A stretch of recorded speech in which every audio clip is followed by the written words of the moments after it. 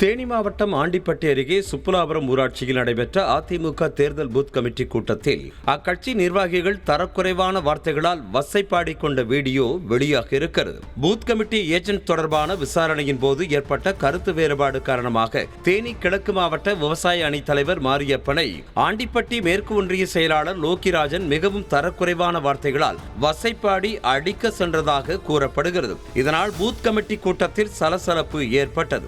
ஏற்கனவே தேனி கிழக்கு மாவட்ட செயலாளர் முருக்கோடை ராமருக்கும் லோகிராஜனுக்கும் இடையே பனிப்போர் நிலவி வந்த நிலையில் தற்போது உட்கட்சி பூசலாக விஸ்வரூபம் எடுத்திருக்கிறது.